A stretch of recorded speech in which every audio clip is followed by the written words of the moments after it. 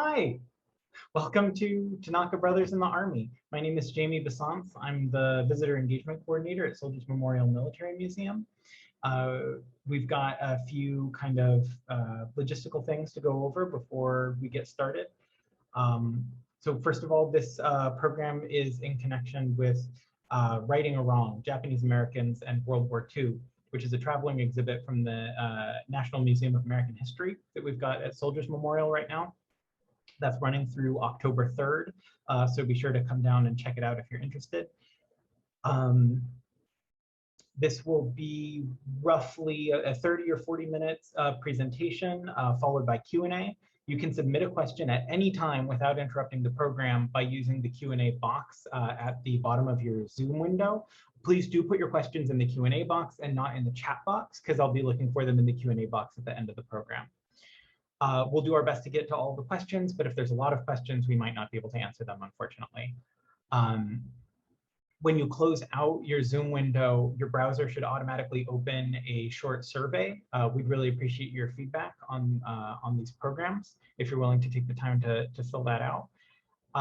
Once we get rolling, I'm going to put a couple of links into the chat. One is for joining Missouri Historical Society membership. If you're interested in financially supporting us, it helps us put on programs like these. We really, really appreciate it.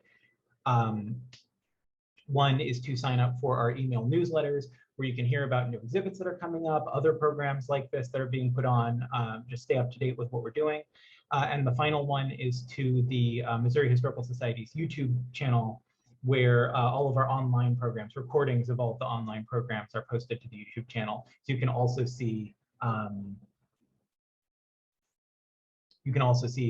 of our previous online programs.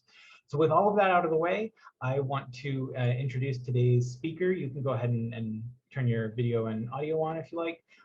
This is Eric Saul. He's the former director of the Presidio Army Museum in San Francisco. And he worked personally with some former service members in the 100th Battalion and the 442nd Division. So he'll be giving us kind of a general history, and then we'll also be hearing some recorded audio from Chester Tanaka, a St. Louisan who served in the 442nd. Take it away, Eric.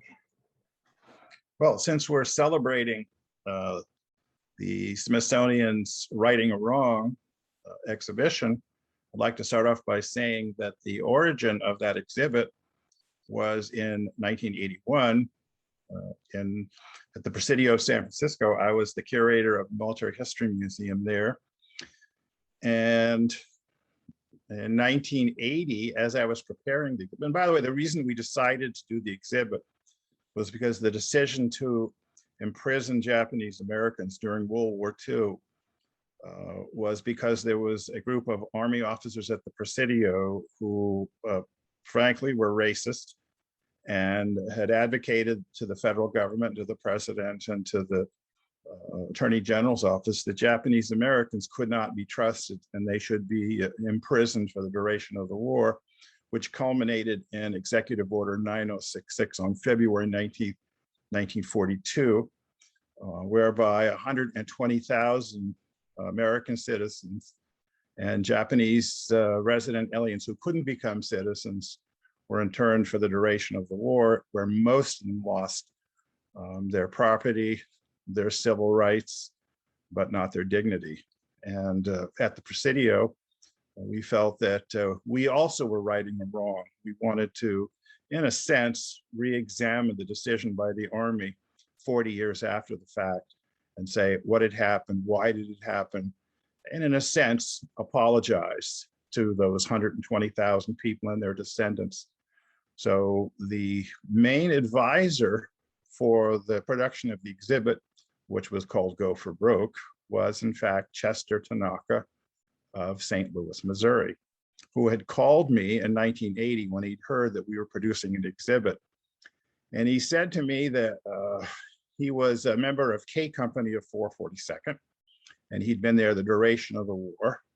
And he said this was really a re-entry into Veterans Affairs for him. So for 40 years at that point, he really hadn't been involved in Veterans Affairs, but he decided, well, like to see his old buddies in K Company. So he asked me, did I have any old photographs, that we were collecting for the preparation for the exhibit? And I said, yes, we have actually quite a few. And I said, who are you? And he said, well, I'm a K Company vet, and I was there for all the campaigns. And he told me a little story and says, well, what do you do for a living? He said, I'm a writer and a graphic designer. And I said, well, how would you like to volunteer to help write the text and edit the text and do the research and be part of the historic committee to create what at that time was the first exhibit on Japanese American soldiers in World War II. So Chet Tanaka became a devoted volunteer, a friend, a mentor, an inspirer, and was responsible for helping to create the exhibit, which was a magnificent success. When the exhibit opened, there were 3,000 people there. And one of the people that was tending the exhibit was a retired general who during World War II had commanded a Japanese American intelligence unit. And he suggested to the Smithsonian Institution that they should have an exhibit like this celebrating and discussing American democracy. And in fact, the Smithsonian the next year said, yes, we'll adopt the Go for Broke exhibit. And it in fact became a more perfect union exhibition, Japanese Americans and the Constitution. Chet Tanaka was the principal advisor for the exhibit, as well as a number of other veterans, Tom Kawaguchi and Harry Iwafuchi and Rudy Tokiwa. And the exhibit opened on September 17th, 1987 in the Smithsonian's American History Museum. And that date is particularly auspicious. That date, which Americans have forgotten, was the date that the United States Constitution was adopted. And the exhibit opened not as necessarily as a celebration of the Constitution, but a commemoration of what went wrong with American democracy at that time. And it was the Smithsonian's contribution to the understanding of what happened in February of 1942, which led to the wholesale violation of the rights of 120,000 Americans. And the exhibit opened, and it opened at a time that the Congress was debating whether that they should apologize and pay reparations for what happened in 1942-45. In fact, the exhibit was used as a lobbying process for Japanese American and American legislators. And that year, the American Civil Liberties Act of 1988 was passed, and the United States apologized for interning its own citizens. And it was the first time in American history and American democratic history that the country apologized for violating the civil rights of its own citizens and paid nearly $2 billion in reparations. So a tiny little exhibit in the corner of the United States in San Francisco with a handful of Nisei veterans from World War II, stood up for democracy during World War II, stood up for democracy 40 years after the fact, and in fact made democracy work. And the exhibit became an engine for social awareness, for social change, and for an awareness that continues to this day as righting a wrong. And so I can't thank Chet, his brothers, and his 33,000 other brothers who were the Niseis who fought in World War II, who became the most decorated unit in the history of the United States Army. And the history of the United States Army is 240 plus years, and there were 2,700 regiments that fought in many wars. And the 442nd Japanese Americans, many of whom volunteered from internment camps, became the most decorated unit and proved that democracy could work and that the right could be wronged. And in 1946, in July 1946, the 442nd returned home from Europe, and they had a parade on the White House lawn. And it was, they were greeted by the President of the United States, Harry Truman, who congratulated them for being civil rights fighters, for fighting not only for the enemy, but they fought prejudice. And in his words, they won. And he told those young Niseys of World War II to keep up the fight and make the Constitution stand for the welfare of all of the people all of the time. And as we remember that exhibit that you're showing, its role in American history and its role in civil rights history, and the role Chet and his brothers played in righting a wrong and making democracy work in a way that was spectacular. And I always say it's almost like reading something out of the Bible. It's like David and Goliath, a group of men who were mistrusted, who were declared 4C enemy alien by their own government, who were put in internment camps or given black badges in Hawaii. It said you're second-class citizens, your parents can't become citizens, that you, are you worthy of being an American? And they said yes. And they went overseas, and with their bodies and with their blood, they fought to prove democracy could work. And as I hope many people visit the exhibit and see the stories and understand this is one of the great stories of American democratic history. Thanks, Eric. Visitation has been good so far. Yeah. Would this be a good moment to hear from Chester? Yes, please. All right. So before I put this on, so this is about 10 minutes of audio from an oral history that Chester Tanaka gave.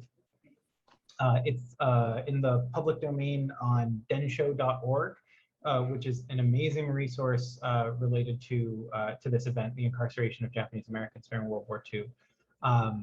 And I would encourage you, so this is a selection from the oral history, which is almost an hour long. I would encourage you to listen to the full interview if it interests you. Like I said, it's available for free on densho.org, along with a lot of other just amazing material about this event.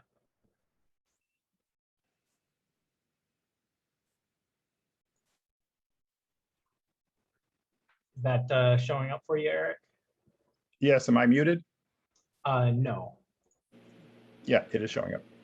This is oral interview number 3 with Chester Tanaka, member of the 442nd Regimental Combat Team. Chester Tanaka served the entire length of the regiment's term in combat. Chet Tanaka was member of Company K 442nd and retired from the service as a technical sergeant. This is side number 1. The date is October 8th, 1980. Mr. Tanaka, where was your family from, and when did your parents, you're a Nisei, when did your parents emigrate to America? Edward Tanaka. So there are 3 of us that served in the U.S. Army during World War II. In St. Louis, where I grew up, there were 4 Japanese families. I really didn't get to know any of them very well. There was a consul family, the family of the consulate. The 2 other people ran a restaurant, and I think there was an herb medicine man, doctor. But we maybe got around seeing each other. My family, the older folks, got together once a year, maybe Christmas or whatever. But the children never, myself, we never got together, maybe once a year, but we really didn't know each other. I grew up essentially with Germans, Italians, and a sprinkling of French. This was essentially the St. Louis population. Of course, there was a mixture of all the races, but strongly German and Italian.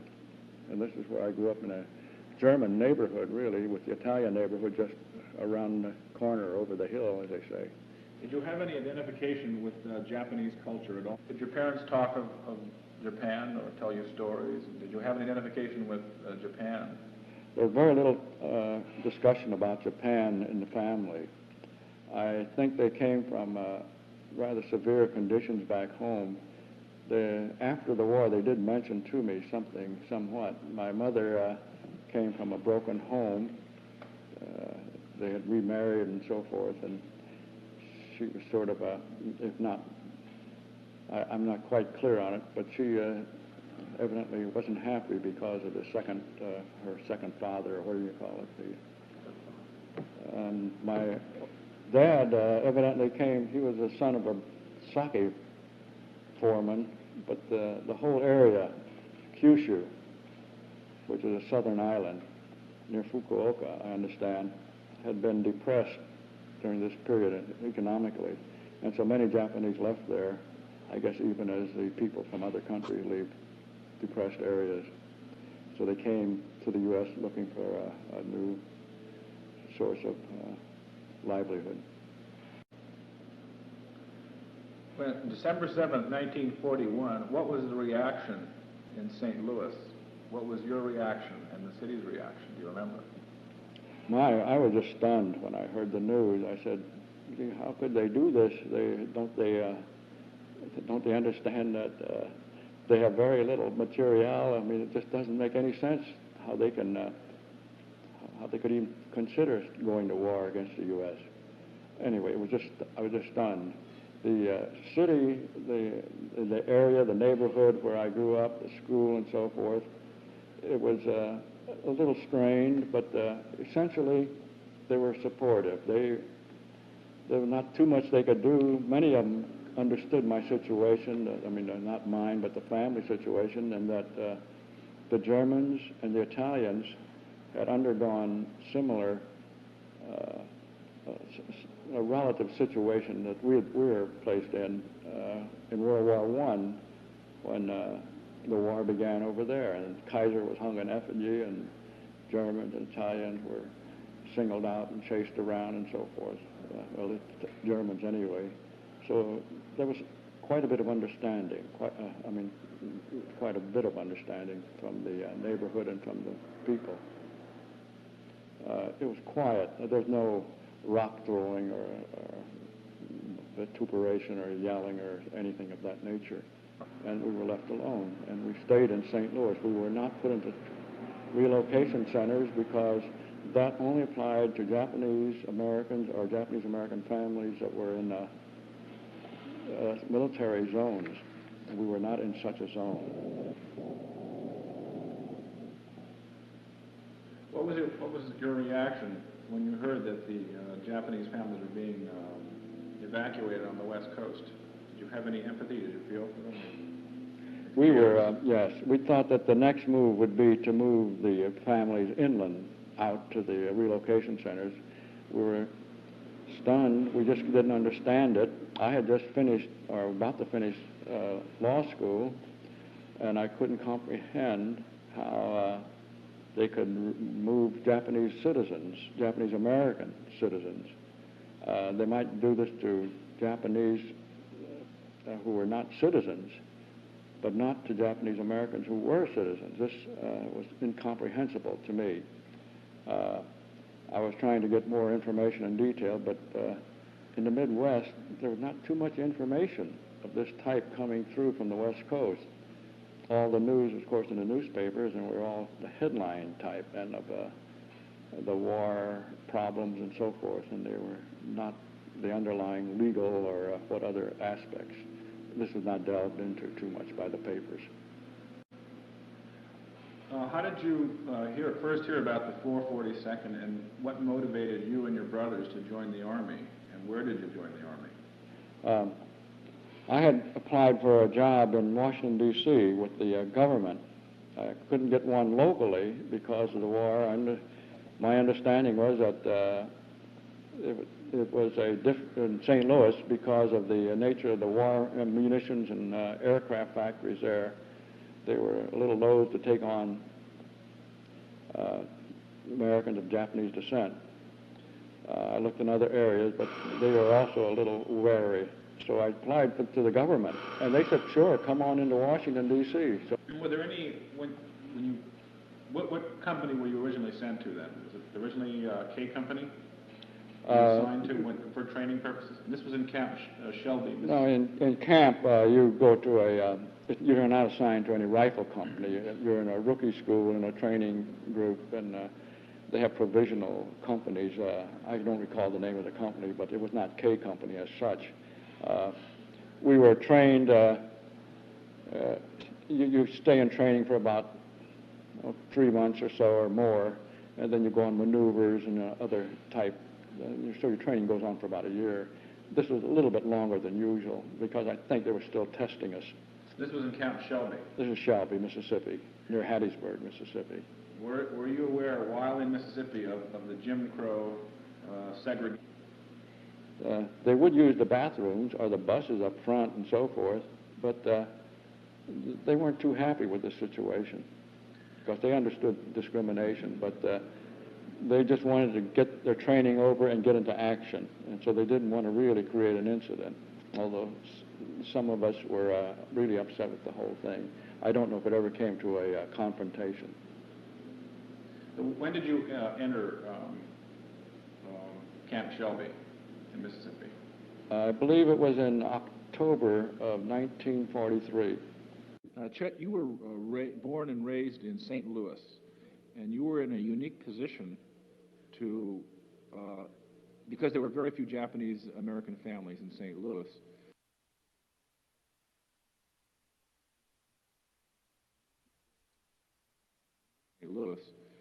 And you didn't have the influence that many of the other urban and rural families might have had, or the community pressure, the understandings. So when you came to Camp Shelby, you were exposed to a lot of Japanese Americans for the first time. And could you describe the Nisei soldier as almost as an outsider? Of course, you were a Nisei yourself, but you were bringing in an American perspective, a very Midwestern look. Could you describe that from that perspective? Yes, it was a very interesting experience for me. I was born in St. Louis. There were about 5 Japanese families when I was growing up. The city had about 700,000 people in it. But with only 5 Japanese families, we got together, luckily, maybe once a year during Christmas. And even then, only 2 or 3 families could get together, and I would only see them then. And so naturally, I grew up with a major culture. Most of my friends were either German extraction or Italian extraction. That's when I went through all what others go through in St. Louis. I went through grammar school, high school, and college in St. Louis. And my friends, as I mentioned, were mostly Germans and Italians. Of course, there were French and other sprinkling, but that's the majority ethnic groups in St. Louis. When I volunteered and went into the 442nd, that was my first exposure to the Japanese American group as such. I had never seen so many in my life. I said, I didn't know there were that many Japanese Americans in the United States. This is to myself. And then I got into the group and I found out that there were 2 groups of us. There was a group from the mainland, like myself, which had really a subgroup from the mainland, a group from the West Coast who had they were a group among themselves. And then there were a bunch like myself who came from a scattering across the country. Some from Texas, some from Wisconsin, some from Michigan, some from New Jersey. And we were like scatterings, and we're all brought together here down in Shelby. Now, the other big classification are the Japanese Americans from Hawaii. So you had the mainland Japanese Americans and the Hawaiian Japanese Americans. The mainland Americans were broken up into those who were essentially from the West Coast and those who were gathered up from the rest of the country. So that was the gathering that I ran into. It was quite interesting when I met them all down in Shelby.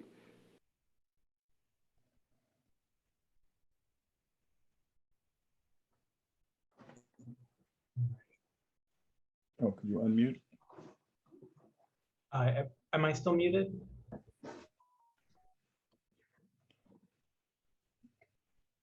No, I can hear you. Oh, wonderful. Okay, great. So that was Chester Tanaka, who Eric Saul mentioned he had worked with him. He was from St. Louis. And like I said before, the selection of the audio that I chose was mostly related to what things were like in St. Louis in the lead up to the war, during the war, what the attitudes were, and what the Japanese American community here was like at the time. It's really remarkable to me to hear that there were only about 5 families in a city the size of St. Louis, especially at that time. But I suppose it makes sense. There were a lot more Japanese Americans on the West Coast. There's a lot that stands out to me from that oral history that I want to ask you about, Eric. One is kind of the cultural divide between Hawaii Japanese Americans and West Coast Japanese Americans. And it sounds like at Camp Shelby that there was some amount of friction. Is that something that you know much about, that you can speak on? Yeah, that was a very famous problem. Initially, when the 442nd was created, you had about half of people from Hawaii who had not been interned and weren't necessarily a small minority in Hawaii. About a third of Hawaiian people were Japanese Americans and Japanese. Then you had the mainlanders, and they were culturally very different. The mainlanders, many of them had been interned, so they came into the situation kind of wounded and came in kind of introspective and in shock. The Hawaiians had a more free, open view of the world, and initially they, saw each other in conflict. They got into fights over misunderstandings. If you were from Hawaii, you were known as a buta head, which means pig head. You were arrogant and you were happy-go-lucky and gambling, and you would drink, and they didn't really have this sense of inferiority and a sense of being oppressed. And in the mainland, they're very quiet, very introspective. It was culture shock between the two of them, and they were getting into fights. And the commanding officer was warned that if this group can't get together, they're not going to be able to go overseas and fight as a unit. So a group of officers and the chaplain said, why don't we send a group of Japanese Americans to one of the internment camps? So they put them on a bus and a truck, and they sent them to Rohr, Arkansas, where the Hawaiian Niseis witnessed what life was like in an internment camp in Arkansas. And frankly, they were horrified. Frankly, they were indignant, and they said, now we understand what our mainland brothers are going through. And this is a fight, not just to fight the enemy, but a fight against prejudice. And we're fighting something, a bigger story.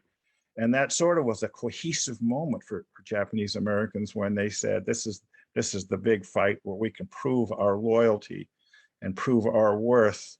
And that was part of the motivation why they became the most decorated unit, because of this idea to prove themselves as loyal, good, honest Americans. And that experience between the two groups welded them together. A very, very important event. And interesting to note that when they trained for almost 2 years, and the Army was still suspicious all the time of the Japanese Americans, and they were asking the Caucasian officers to look for evidence of disloyalty, which of course never surfaced. So there was a question of where would they be sent? Would they be sent to fight in the Pacific, in the Philippines, or would they fight in Europe? And if so, what theater of operations? And they didn't want the Japanese Americans to fight in the Northern European campaigns. So it wasn't until Mark Clark, the commander of the Fifth Army in Italy, said, I'll take any troops you can send me. And the Army decided finally to send the Japanese American units to fight in the Mediterranean campaign in Italy. And Mark Clark, who was their 3-star general commander, who commanded the whole theater, had known Japanese Americans. He grew up in California, and he knew that there wasn't an issue of loyalty. So he became a big advocate for the Japanese Americans serving in the military, and remained so for the next almost 50 years of his life. So they fought in 8 major campaigns, first in Italy, and they liberated, dozens of towns and fought in numbers of battles, and almost immediately developed a reputation as being ferocious fighters and taking every objective that they were sent for, always leading the battle, never taking a step backwards. And their regimental motto was go for broke. Go for broke was a Hawaiian gambling term that came from Hawaii, which means give it your all. And I interviewed probably 3 or 4 dozen Japanese Americans, and they said, you know what, we were in it as a band of brothers. We were there for each other and for our parents and for the country. And if you had to lose your life and prove your loyalty, that's what they were willing to do. And 717 Japanese Americans, in fact, were killed in the war. In the 442nd, I always remarked that they had one of the highest combat casualty records of any fighting regiment. Their replacement record was 314%. About 10% of the fighting force were killed in action, but almost 300% were wounded, which meant the average that the people were wounded sometimes multiple times. In fact, the nickname for the Hawaiian 100th Battalion, which was part of the 442nd, was the Purple Heart Battalion. So not only were they most decorated unit, but they suffered the highest combat casualties, and no unit of a regimental size had ever won 8 presidential unit citations. At the end of the war, they received only 1 Medal of Honor, but 52 Distinguished Service Crosses and thousands of Silver Stars and Bronze Stars and Purple Hearts. And it wasn't until the mid-1990s that the Army said, you know, how is it possible that they received so many Distinguished Service Crosses and yet only 1 Medal of Honor? And the Army determined that the Medal of Honor was held back from Japanese Americans, and they weren't awarded the nation's highest award because of prejudice. They re-examined the battle record and issued an additional 21 Medals of Honor, so that the 442nd and the 100th received 22 Medals of Honor, which is really unprecedented in American military history. It's something you couldn't make up. And by the way, there is a motion picture that was produced in the mid-1950s called Go for Broke with Van Johnson, and it's a theatrical movie. It's actually quite a rousing movie, and if it's available on YouTube, available for rent, and I do recommend that people see the original MGM Go for Broke movie, and that'll give you a sense.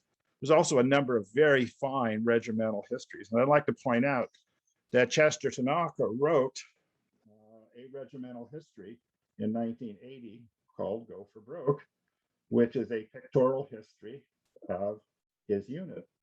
And we collected just hundreds. Sorry, Eric, we actually can't hear you super well from that angle. Sorry. So for that book, which is now a rare first edition,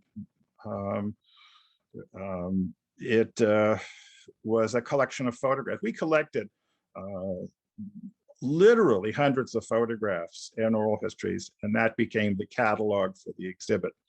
And Chester Tanaka not only wrote the book, but he edited it, helped me with the oral histories, designed the book, and supervised the printing. So it was one-stop shopping. And by the way, Chet Tanaka wrote the original 1944 regimental history of the 442nd while the war was still going on, while it was in Italy. The other remarkable thing about Chet was that he was the medals officer for the 3rd Battalion. What does it mean to be a medals officer? Well, normally the officers, the company grade and the senior grade officers would witness the battles, take the reports, and write up the citations for awards of medals for individual soldiers. But in the case of the 3rd Battalion and the 2nd Battalion, the officers relied on the enlisted men, and Chet was head of the medals department. So his job was to, at the end of a battle, he's dog-tired, he's exhausted, and still shaking from battle, he would go around and interview his fellow soldiers, figure out who deserved the medals. So even before he had a chance to rest, he was writing up the citations. So because the Niseis knew that they were going to be depending on themselves to prove their loyalty, the officers were actually quite sympathetic and let them write up the medals. And that contributed to the understanding of why they were so brave. And I do recommend that you either get a copy or loan a copy and read Chet's book. Also, I just wanted to mention in passing, I have an oral history of Chet Tanaka that I collected. By the way, that voice that you heard interviewing Chet was mine, and that interview was from 1980. And we transcribed all the oral histories, and this is a 500-page history of Chet Tanaka that we're trying to find a publisher for. And the name of the book, as Chet saw it, was Katonk. And do you know what Katonk means? It Anybody? was a derogatory term. I can't remember where I read this, but my memory is that it's the sound of a coconut falling on your head or something like that. Yeah, very similar. So when the Niseis got into fights, when the Hawaiian Niseis would beat up the mainland Niseis, they would bang their heads against the barracks floor in fights, and they were empty-headed, and would make the sound katonk, katonk, katonk, which is the sound of a coconut falling out of a tree. So Chet saw himself as the ultimate katonk. So in this book that he wrote called Katonk, he is basically almost not only a soldier in this decorated unit, not only a Japanese American, but in some sense, he's like an anthropologist, sociologist, looking at the experience from the outside in and the inside out. And so it's a remarkable statement about what it was like to fight in an ethnic unit, a Japanese that was unique in American history. And we believe that largely as a result of the success of not only Japanese Americans, but African Americans and Filipino Americans fighting in the war, that President Truman in 1948 decided to desegregate the Army and eliminate the idea of segregated units. So the 442nd Japanese Americans and other minority groups contributed to the changing in the policy of American civil rights. So the Army was largely about 15 years ahead of the civil rights movement. So the Army was desegregating almost 20 years before official desegregation in the mid-1960s. Very important part of American history. And it continues to resonate. The Chet's parents, who had immigrated to the United States at the turn of the century, could not become American citizens until the mid-1950s.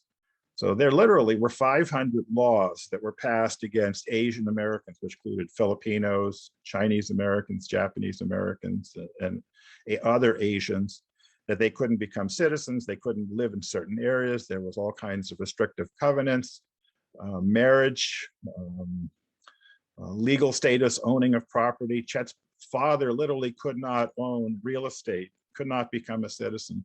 But it was because the Japanese Americans fought in the war and they fought for their civil rights that they lobbied in Washington to break down those civil rights laws and those restrictive laws.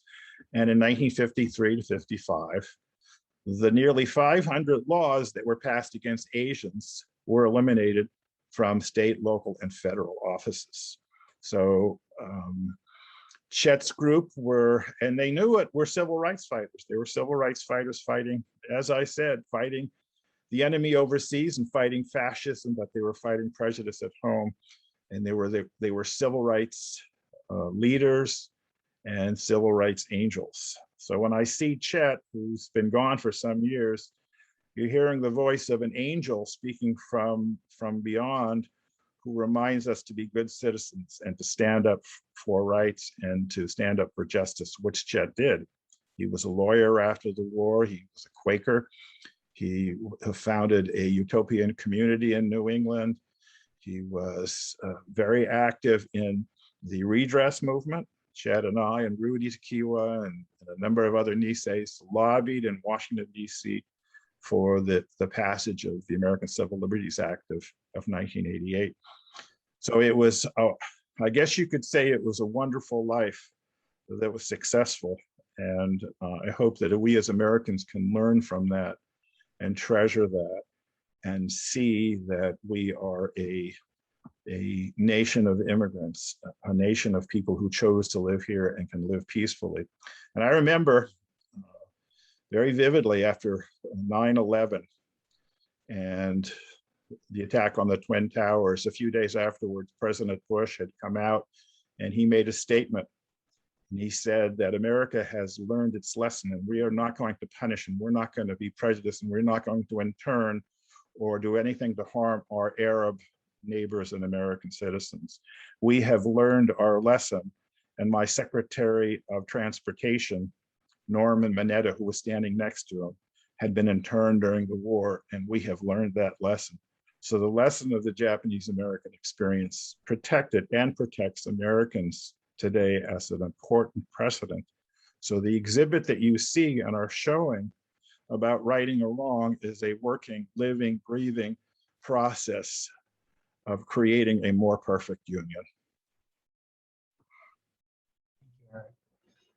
One of the most powerful parts of Chester's book to me was he cited some correspondence between,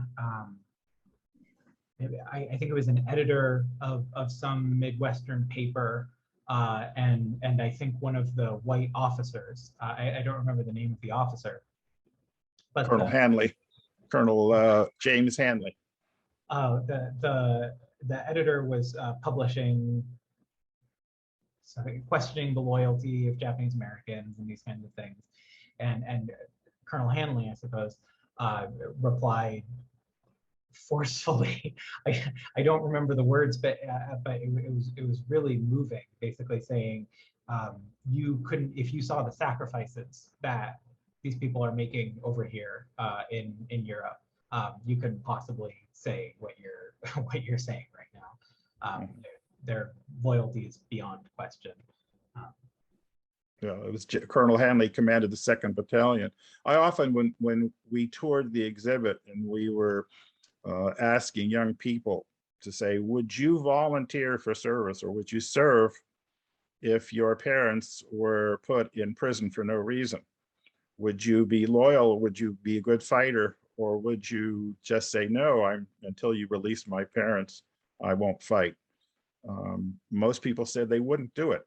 So what made these 33,000 Japanese Americans fight? And by the way, there were over 7,000 Japanese Americans that fought in the Pacific as interpreters speaking the Japanese language and interrogating prisoners. And they were such an important factor in the war that many of the military intelligence officers and the senior commanders in the Pacific said the Japanese Americans in the Pacific War, these 7,000 people, may have saved 1 million lives, and may have shortened the war in the Pacific by 2 years. So the contribution of Japanese Americans to not only civil rights, but to the victory and saving of thousands of lives, actually on both sides, it is an incredible tribute to their loyalty and to the American experiment. Let's open it up to some audience questions. Oh my goodness. Okay, so an upcoming program in September, you mentioned Camp Roar in Arkansas. And in September, in collaboration with the Japanese American National Museum in Los Angeles, we'll be hearing from a survivor of Camp Roar, Jun Aoichi Burke. And the first question is from Jun Aoichi Burke, who says, I wonder if possibly Chester knew my brother Tom Aoichi, who was in the 522. I think either K or L company, I'm not sure. He was injured and hospitalized in Paris. I have many photos of his comrades in this hospital with their names. I'm not sure when he was injured, but he had photos of the village with children they adopted. My brother is now deceased, but he was one of the lucky ones to come home. I remember being in Roar camp at the age of 12 when I read my brother's letter to my mother while he was on the ship going over to Europe to fight. Wow. Thank you, June. Mm-hmm. The town she was talking about was Escarine. So there was an orphanage, and the Niseis for Christmas dressed up as Santa Claus and took up a collection and bought presents for the children in the orphanage. Oh, that's funny. And the 522nd Field Artillery, which was their artillery battalion of about 600 men, were separated in the January of 1945 and fought in Germany as a separate unit.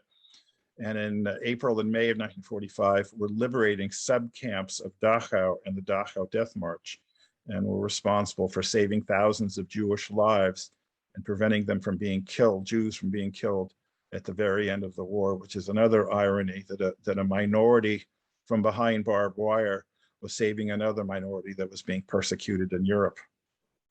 Yeah. Please describe the most significant decorations earned by the 442nd. I think you may have already. Yes. So the Medal of Honor is the highest award that the country gives for action above and beyond the call of duty. And it's actually not necessarily for killing the enemy, but it's for saving lives.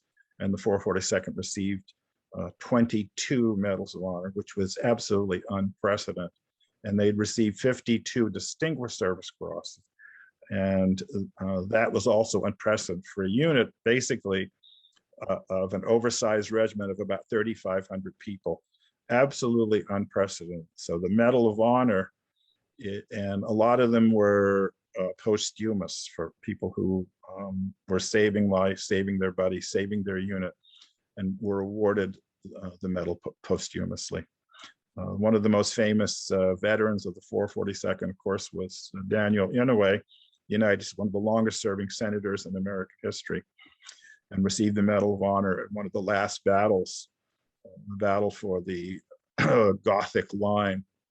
The Japanese Americans were attacking a hilltop that couldn't be penetrated, they couldn't dislodge the Germans on top.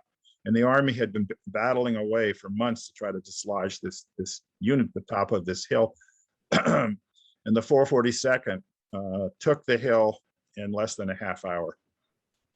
True story, the Battle of the Gothic Line, and received their last 2 Presidential Unit Citations for capturing this position. And it was so unbelievable, the Army just couldn't fathom it.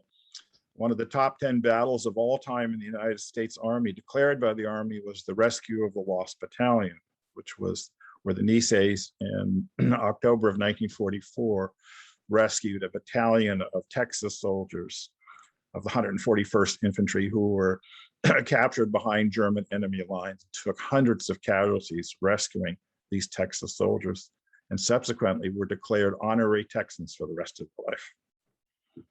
Also receiving Presidential Unit Citations for the rescue of their fellow soldiers of the 36th Division.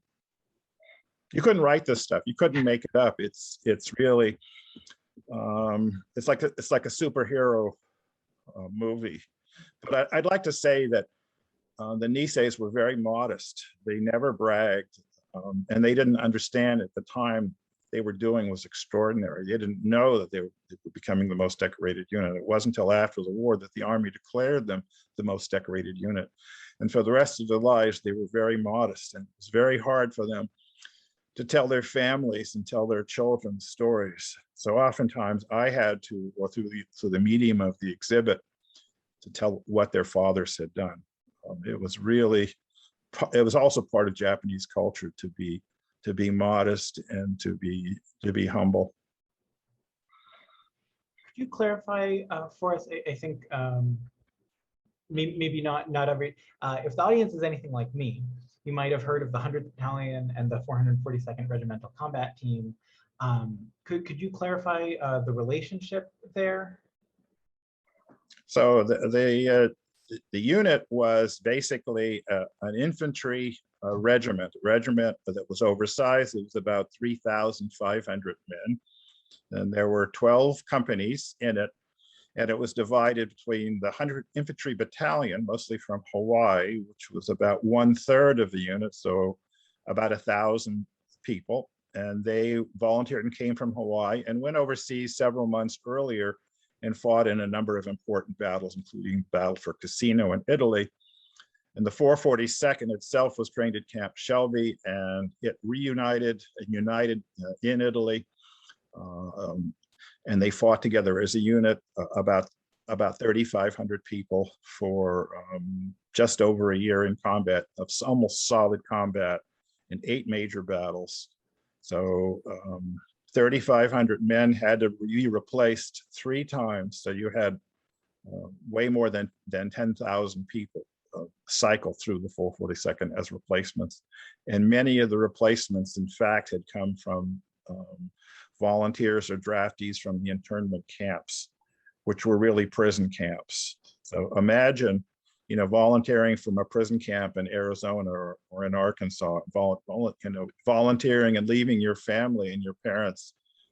And their parents often told them, come home as a brave person and don't bring shame on the family. It's very important that they save face, and they did the best that they could. So not only were they, Americans and went to American schools, but they also went to Japanese language school. They also were inculcated with the traditional Japanese Meiji era values, which made them even better Americans and better citizens, because they saw a living a highly ethical life as being very important, and living up to a high ethical standard of life and living. We've got Holly Tanaka says, thank you so much for this presentation. I'm the granddaughter of Edward Tanaka and couldn't be more proud of him, his brothers, and all of the Japanese American soldiers for what they did for our country. Many thanks. Thank you, Holly. With the Midwest also having essential factory infrastructure during World War II, were there tensions in having Asian Americans employed or participating in business sectors? There was lots of prejudice all over the country, and it was mostly on the West Coast, and there wasn't a lot of manifestation of prejudice against Japanese Americans living in the Midwest. In fact, the federal government, under an agency called the Office of War Information, did lots of public media campaigns to say Japanese Americans, after the fact, after the government had considered its evacuation policy to be wrong, other elements of the government were repudiating that. And Japanese Americans, in some cases, were able to leave the camps and work in war industry in Chicago, in New York, Philadelphia, Boston. And a lot of people went to college on college grants sponsored by colleges and people of goodwill from the West Coast. By the way, there was quite a few people, there were several thousand people, civil rights activists in the United States who were not Japanese Americans, who in fact protested and were very much against the internment of Japanese Americans. Elements of the ACLU and the Quakers and Unitarians, other civil rights groups, African American groups, protested vehemently. Eleanor Roosevelt, the wife of the President of the United States, went to her husband and says, you really can't do it. You can't do that. She was an advocate for Japanese Americans and for fair treatment. So there were lots of people of goodwill fighting the good fight on behalf of Japanese Americans and African Americans and other minority groups. And it was tough for Japanese Americans to leave the camps and go home. There was actually far more prejudice after the war than there was at the time of Pearl Harbor. So a lot of Niseis went back to try to find jobs, and they couldn't find jobs. They couldn't get jobs in their professions. You couldn't be a professional. It was hard to be a dentist, hard to be a lawyer. So most of them went into agriculture, and it took almost 2 generations for their children to be fully integrated and accepted in the professions. But they were largely because of the reputation of Japanese American patriotism in World War II. Since there was suspicion about the 442nd, they went through training for almost 2 years. How long was the usual training during that time period?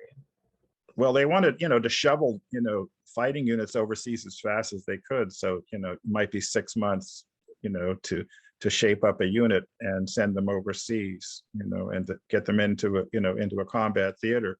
So this was highly unusual. So it was 2 or 3 times longer than the normal cycle.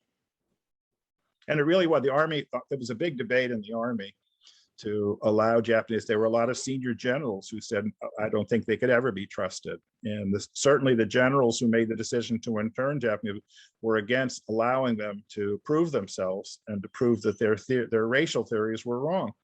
So General DeWitt and Colonel Ben Detson, who manufactured the internment, were dead set against allowing Japanese Americans to be in fighting units. But there were a number of officers. George C. Marshall, Chief of Staff of the Army, was liberal enough to say, okay, since we basically punished them, we have to give them the chance to prove themselves. Another advocate was John J. McCloy, who was the Deputy Secretary of War, was an advocate for Japanese Americans. So they did have friends in high places, enemies in high places, and it really was a test of democracy. It was a test of, the fragility of democracy. And democracy, in this particular case, it won and it triumphed. And the exhibit that you're showing is a tribute to the triumph of that part of democracy. Righting a wrong, we did right the wrong. Unfortunately, there's a lot more wrongs that we have to right, including the wrong of slavery, the wrong of the Indian genocide and other things in American history, but that can lead the way for other groups. There is a redress movement for African Americans and for Native Americans, and the original African American reparations movement, which is 35 years old, was based on the Japanese American reparation. So that establishes an important precedent for civil rights and continuing to right wrongs. After all, isn't that what life about, is admitting your mistakes and righting a wrong and being the better person for it and improving for it. A couple interesting things off of that are that the Civil Liberties Act specifically only applied to living survivors and not to descendants, I think partly in order not to set a precedent for reparations for slavery or anything like that. So it's really interesting to see the momentum that the movement gained anyway, despite the fact that they crafted it in that way. Another comment I had on what you were talking about was I've been impressed by, I didn't know a lot before kind of looking into these things about the civil rights activism in the Japanese American community and the way that a lot of people coming out of these experiences, standing up for other ethnic groups and for civil rights and civil liberties in general. There was a lot of concern, like you mentioned, after 9/11, there was a lot of concern about backlash, and we saw backlash, not so much from the federal government. I've been really impressed by what I've learned, I suppose, about the civil rights activism of the Japanese American community. Japanese Americans were among the first to step forward to protect the rights of others. There's their principal civil rights organization is the Japanese American Citizen League, and they're always very much aware of threats to democracy, like happened in 1942, and are always being strong advocates against. And they're the early warning system for failures in democracy, and they're a very, very important organization, using their precedent to help others, which is what a Japanese American community does. It's a very inclusive. They were very much involved in liberal causes and supporting the Civil Rights Act. Many Japanese Americans marched in the civil rights movements for Martin Luther King, and were very active in New York and Chicago. Unfortunately, this probably has to be our last question. Apologies if we weren't able to get to your question. That is, perhaps it's difficult to generalize, but how did soldiers of the 442nd view the no-nos, those who marked no to the two most controversial questions on the loyalty pledge that incarcerated Japanese Americans were asked to sign? Did the majority tend to understand the no-nos position and empathize? I think it was there's a lot of conflict and a lot of disagreement. They divided, and still to some degree divides, the Japanese American community. Some felt, and rightfully so, that what the country had done was wrong and nobody should fight for that country that wronged them until they made it right. And others felt that they would take the high road, and irrespective, they would still fight for their country. So in the camps themselves, that was a boiling point between various groups to should we join and fight for a country that has basically disowned us, or should we take the high road and fight? There really was no right answer, and I think in retrospect, whoever took whatever position took the position they felt morally was correct. And it's hard for us to judge, in a 2021 perspective, but it was very, very divisive. It was highly insensitive question, and it was very problematic that the government came up with a loyalty questionnaire, put somebody in prison, take away their civil rights, take away all their property, and say, are you still a loyal American? That's how would you answer that question? I think just for anyone in the audience who maybe doesn't know, I think the two questions were something along the lines of, do you forswear allegiance to Japan and the emperor? And will you, if asked, would you fight for the United States? Right. Yeah, that was the questions. And it was either yes, yes, or no, no. So you became no. If you said no, you became a no person, which a lot of people were removed from camps and brought to a place called Tule Lake, which was a camp for people who took the no position. And it was very, very problematic. And still 80 years after is still a sore point. And when you think about it, this December 7th will be the 80th anniversary of Pearl Harbor, a critical moment in American history, and a time that we were learning. Now most of the veterans are gone, so it's up to us to keep their memories alive, to keep their legacy alive, their legacy of justice and honor and duty that they so well taught us. We have to wrap up there.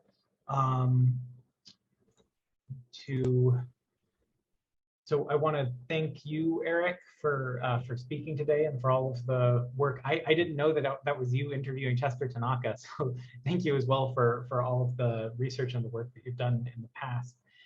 Thanks to everyone who showed up today. I hope you learned something.